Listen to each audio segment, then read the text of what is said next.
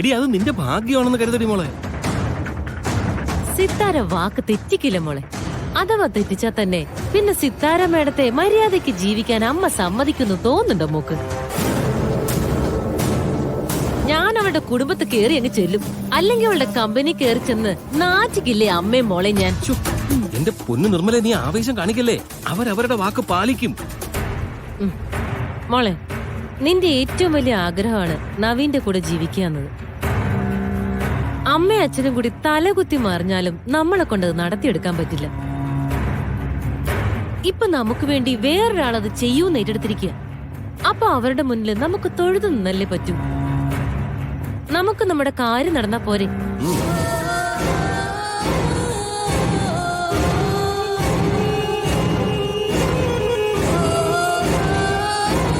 നവീനെ കുറിച്ചുള്ള എന്റെ സ്വപ്നങ്ങൾ ഒരിക്കലും അവസാനിച്ചിട്ടില്ല. നാളെ എന്താ സംഭവിക്കാന്ന് എനിക്ക് അറിയില്ല.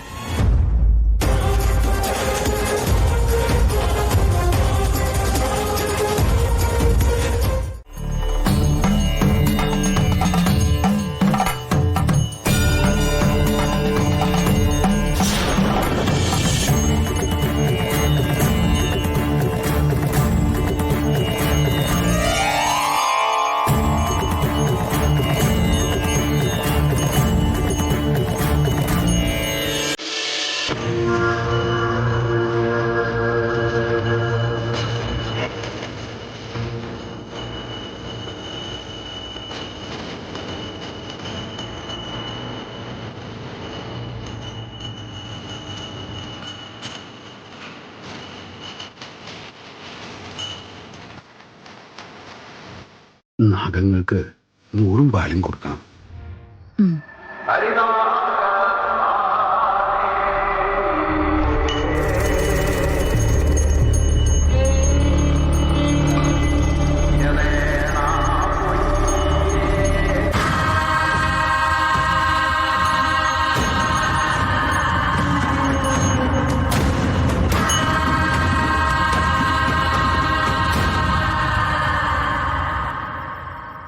നാഗദേവതകൾ പ്രസാദിക്കാനുള്ള കർമ്മങ്ങളെല്ലാം ചെയ്തു തീർത്തിട്ടുണ്ട്. ഇനിയെല്ലാം നിങ്ങളുടെ പ്രാർത്ഥന പോലെ.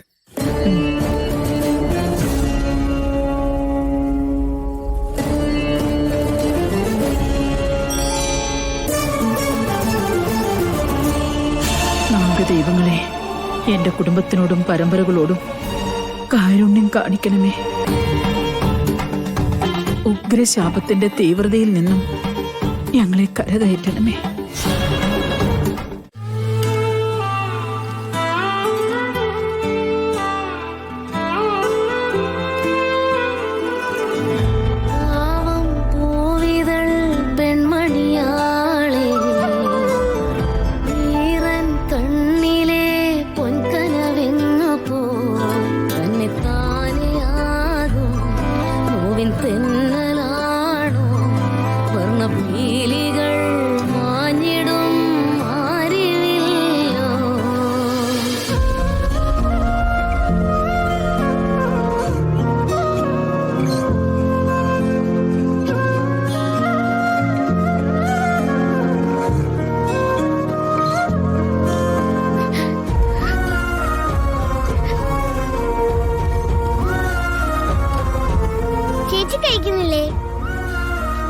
എനിക്ക് കഴിക്കാൻ തോന്നുന്നില്ല മോളെ. അത്താഴ പട്ടിണി കിടക്കാനൊന്നും പറ്റില്ല. അതങ്ങ് കഴിച്ചേ മോളെ. പറ്റുന്നില്ല ചേച്ചി, വേണ്ടാഞ്ഞിട്ടാ.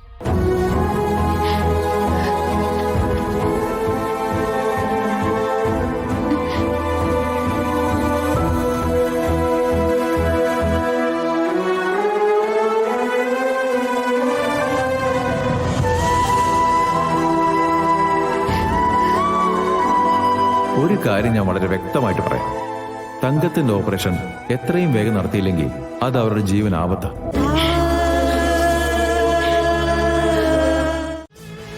ഞാൻ വിളിച്ചപ്പോ മുംബൈയിലായിരുന്നു അല്ലേ? വരാതിരിക്കൂന്ന് കരുതി. മുംബൈനെ ഒരു പുതിയ ഔട്ട്ലെറ്റ് ആരംഭിക്കുക. അറിയാലോ എന്റെ ബുദ്ധിമുട്ടുകളൊക്കെ. Very good sir. ഞങ്ങൾ ഇങ്ങോട്ട് വരുമ്പോ മിസ്സിസ് സിത്താര ശ്രീനിവാസനെ കുറിച്ച് തന്നെ സംസാരിക്കുകയായിരുന്നു. എനിക്ക് ദോഷമുള്ള കാര്യമൊന്നും അല്ലല്ലോ അല്ലേ? സംസാരിച്ചത് ഈ വിവാഹത്തെ കുറിച്ച് തന്നെയാണ്. Naveen, your choice. It's fantastic. Thank you. ഇനി മുന്നോട്ടുള്ള ബിസിനസ്സിൽ നവീനും സിത്താരയും ഒരുമിച്ചായിരിക്കും അല്ലേ? പിന്നെ ഞങ്ങളെല്ലാവരും ബിസിനസ് അവസാനിപ്പിച്ച് വീട്ടിലിരിക്കേണ്ടി വരുമോ? നോ മിസ്റ്റർ കൃഷ്ണമൂർത്തി, നവീന് അയാളുടേതായിട്ടുള്ള ഐഡന്റിറ്റി ഉണ്ട്, എനിക്ക് എന്റേതും. ഇപ്പൊ എങ്ങനെയാണോ കാര്യങ്ങൾ പോയിക്കൊണ്ടിരിക്കുന്നത്, വിവാഹത്തിന് ശേഷവും അങ്ങനെ തന്നെയായിരിക്കും. മോളെവിടെ? She's getting ready.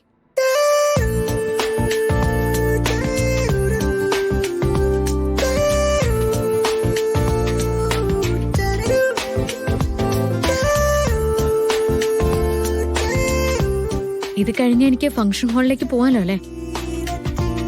Function announce ചെയ്യുന്നതിന് തൊട്ട് മുമ്പ് മാഡം എൻ്റർ ചെയ്താൽ മതി.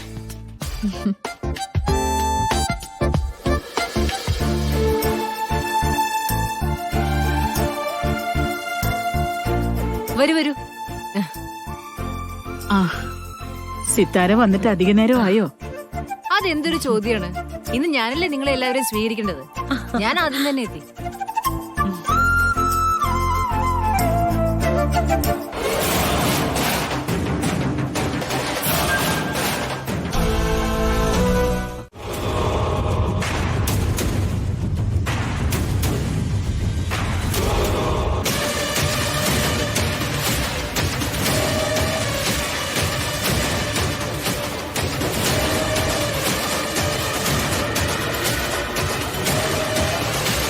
ആ സാറേ,